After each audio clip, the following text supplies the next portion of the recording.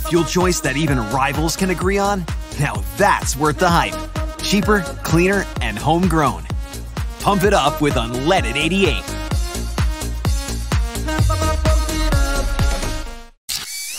It's Cyclone Sunday with Ben Bruns. Breaking everything down from the Channel Seed Studios. This is Iowa Everywhere. What is up, Cyclone fans and Iowans everywhere? This is Cyclone Sunday in the Channel Seed Studios. I'm Aiden Wyatt, joined as always by my man Ben Bruns. Brunsy, how we doing today? Good, man. Good. Hey, good to get a win, right? Yeah, nice hot day. Might have been almost too hot, but nonetheless, we survived, right? Yeah. A little thin there in the second half, especially on that east side. Not gonna blame anyone. That Jack Price turned into a frying pan around 2 o'clock yesterday. For sure. All right, let's get into things. I think we need to start with the elephant in the room, Caleb Bacon.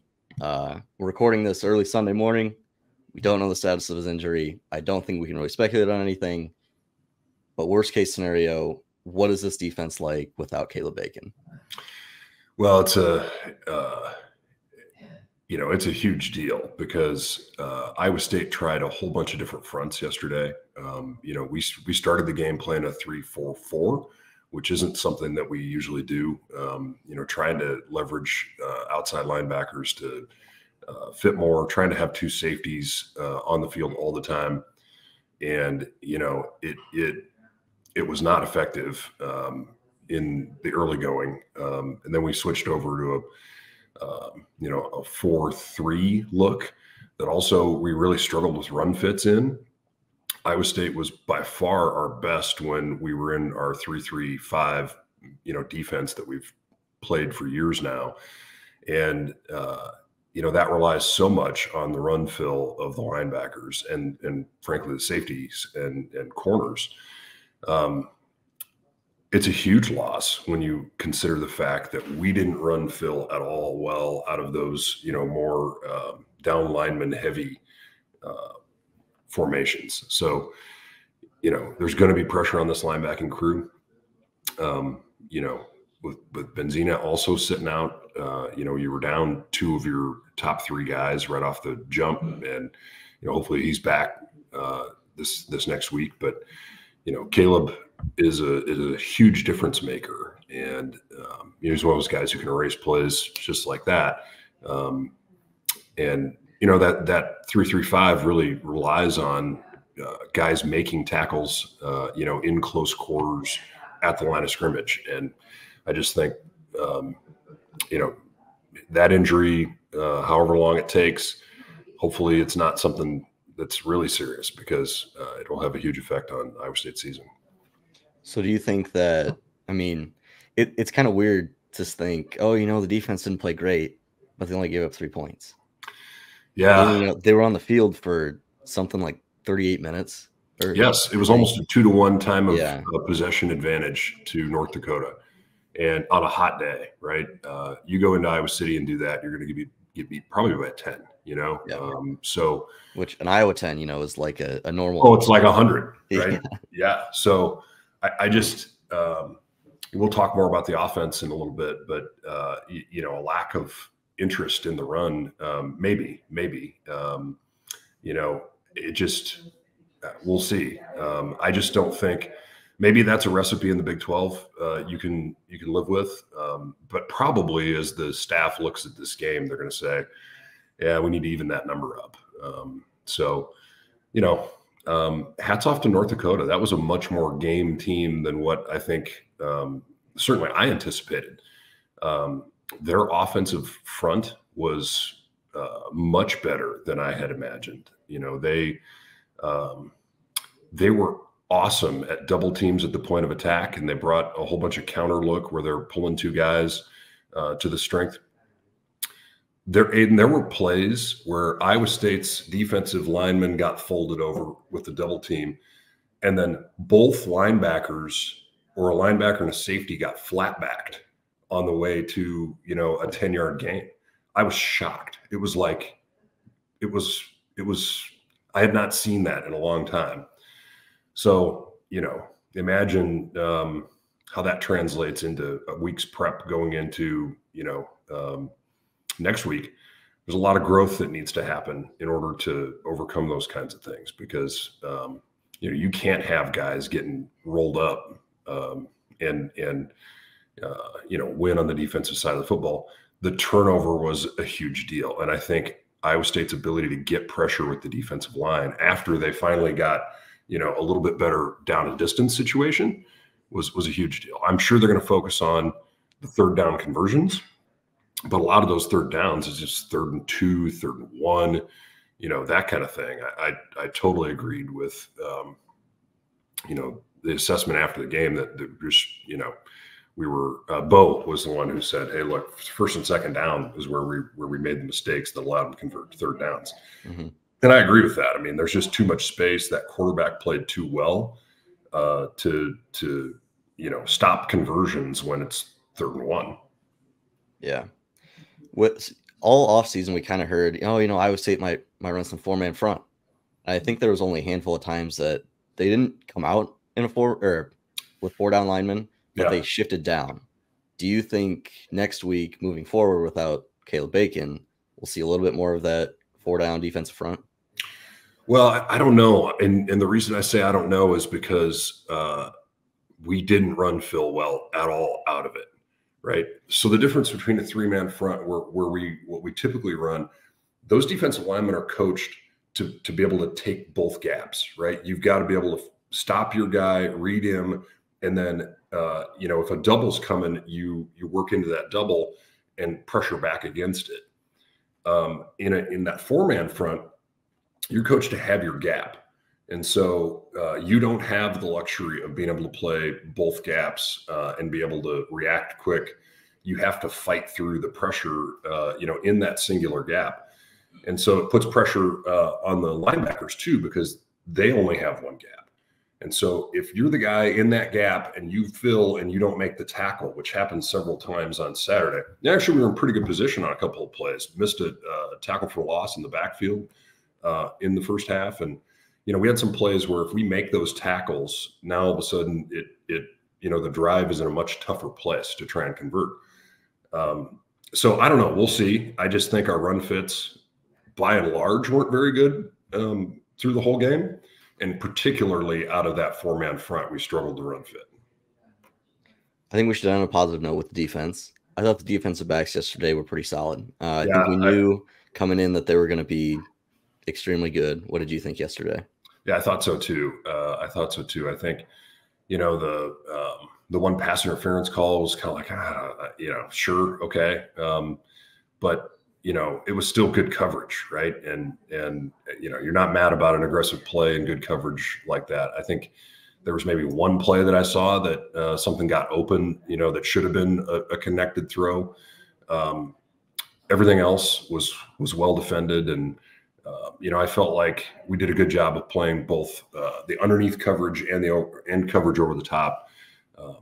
So this is a really solid secondary, and I believe the amount of change and improvement that will happen from week 1 to week 2, Caleb Bacon or not, is going to be massive, because, those run fits, it's not the end of the world, right? It's like a little angle here or there. It's squeezing your body back into this thing, at the right moment, right? Those are all things you can coach.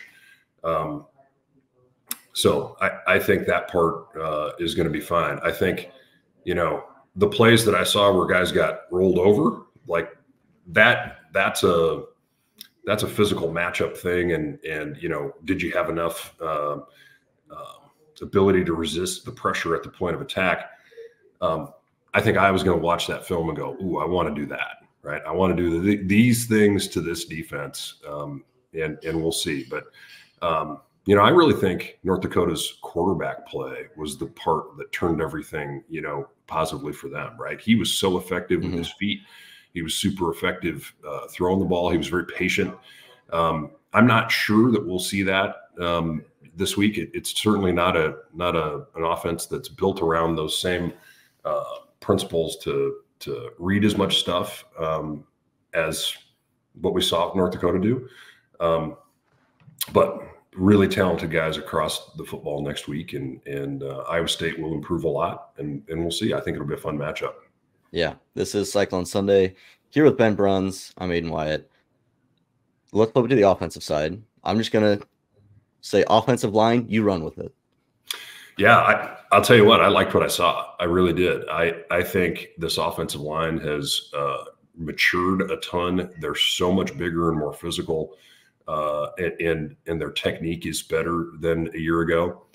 You know, the easy thing to do is to look at the rushing number and say, what are we doing? I look at that and I said, you know, a lot of the game, we got a 6-man box. 2 high safeties, not in the run game.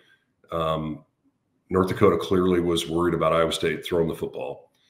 But, you know, we would motion into the formation, right? So you got a split guy, usually it was Jalen, and he motions to the box. And he brings the corner with him, right? Because that's what happens. The corner comes along. And now all of a sudden, the corner's in the box. And you went from a 6-man box to a 7-man box, and you got a wide receiver in there, and it clouds things. And so, you know, I think Iowa State's commitment to reading all of the run plays, which means, you know, it's either an RPO or it's some sort of read option look, eliminated the ability to dictate run game in the game. Because you're reading everything, now all of a sudden you're bringing in a key that brings an extra guy into the box. If you just play it base and you run your run play, whether it's a zone or whatever, I think there's run looks all over the place in that game yesterday. And I just think Iowa State wants to force a defense to have to defend a look. And because of that, we ended up with pass game the majority of the time.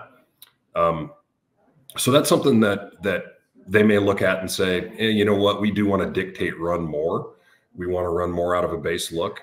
I think when Iowa State did that, or when we got the right sort of run look and handed it off, pretty effective in covering everybody up across the front, and pretty effective from the back position. You know, there's a couple times where you wish the quarterback would keep it, but I recognize from the read that he got that he should have handed it off, right? He got the defensive end staying home. So I think the adjustment in the run game is let's just play base or maybe motion back to base and then run the football out of that look, as opposed to, you know, motioning a guy into the box, which, you know, the corner is coming with him. He's got nothing else if there's no split end out on that side. Why, right? He's going to be there. So I think it was much more about how the formation and the positioning brought, you know, what kind of look that gave us than, you know, the standard box that we were getting. We were not getting a run-heavy box in that game. You touched on it a little bit. What were your first impressions of Taylor Miller's offense? And do you think there was a difference between him and Nate Scheelhaase? You know, I thought I saw my impressions, and I haven't watched the game over again. So, right, I'm sitting in the stands, pretty good view from the stands. But I felt like there was a little bit more motion that exposed what the defense, what the coverage was, and then let Rocco figure out how to layer the ball. And I thought Rocco did a really good job after the first quarter. I mean, the first quarter I counted 4 overthrows, which, you know, if we connect on a couple of those, drives continue, right? So there were several drive-ending overthrows in that first part of the game, but he settled in and he threw some absolute dimes, right? I'm just going to say this. I'm going to go on record. The decision on the first play of the game, I hated it. That is an interception 7 out of 10 times in Kinnick Stadium. But like, you got a guy that you know and you trust, and you love him to get him the ball. I understand the reason that he turned that one loose, but Higgins was available underneath, right? And he's a pretty good option too. So besides that, like, move on past that. Old curmudgeon Bruns says, don't throw into double coverage deep. You know, it was a good day for the passing offense for sure. And I thought Rocco ran the system really well. There was one play, it happened early in the game, where we checked. It looked like we checked into a run look where we're actually against a bear front. So you got a bear front is, or a bear variant is when you've got somebody on the center and then, the defensive tackles are down on the guards. It is almost impossible, especially in a spread look, to run against the 3 interior linemen covered up. Mm-hmm. And so we ran it at that for like a yard, which is not terrible against that look. But, as you think about the whole game plan, like how do you set up the right opportunities to run the football into looks that you like? And I think that's something that Iowa State can continue to look at and figure out what they want to do in Iowa City next week to be able to give themselves chances to run the football, have more balance. Did you think it was a weird game nonetheless, but it seemed like the offense couldn't really get in a rhythm, but I don't know that it was their fault. I mean, it kind of circles back to the defense being on the field for almost 40 minutes. Yeah. I mean, we're used to Iowa State defenses getting off the field and not giving up 12 play drives, right? Or 12-minute drives. Sorry. Yeah, 23 plays, I think. That was. That's weird, right? Yeah. And we're used to, Iowa State's being much better on first and second down against the run. And so there was a lack of consistency and rhythm in the game. But, I don't think it was the kind of thing that, I think Iowa State did a good job mentally of overcoming all that, right? And staying tuned into it. That drive right before the half was one of those where, like, you're going to have games where you don't have momentum. You've got to figure out how to overcome that with your own, mentality and concentration. Iowa State did that on Saturday. That's the hallmark of a team that knows how to win. So I was proud of that. All right, before we get out of here, you played in this game. Did you ever lose this game? I was fortunate in that the 3 games I started in, we won. Right, my first one was in Iowa City. When we broke this streak. Yep. And then obviously back home in '99, and then there in 2000, and we won the next 2 as well. With Seneca in that 01 and 02 group. But it has felt a little out of balance. I certainly feel like Iowa State has had better football teams than Iowa in that period of time. And, somehow the Hawks found a way to win. And, the other stat that John threw out is Iowa State's won 3 of the last 5 at Kinnick. So, this is a tremendous challenge on Saturday. And past history would tell you that there's a sizable advantage for Iowa going into this game. So, I think it's all new. I think, it's a new season, basically, right? You learn from last game, and then you take that into this game. This is a game where usually at the end of the day, whoever wants it more, whoever's more committed longer is the one who's going to win. And I think that's one of the things that Kirk Ferentz in the Brian Ferentz era got right. Brian Ferentz, this was like his Super Bowl. It was. People, Iowa fans are going to, whatever, but that's a fact. There's nothing wrong with that. Very much as a player, right? They did not have success when he was there as a player. So, as a coach, he's smoking cigars in our locker room after the game and all that stuff, right? And, that there was a little extra pulse and heartbeat. And by far, their most productive offensive games of the season came against us in his time there. So, what does that mean? Well, it doesn't mean anything. It just means that, there was a lot of commitment on that side of the football, for the last number of years. Will there be any lack of that on Saturday? I doubt it, right? I mean, I just think this is a game that Kirk Ferentz knows and cares about and knows how to win. And I think it's one that, Iowa State has to prove that we can execute at the level that it takes to win that game on Saturday. And,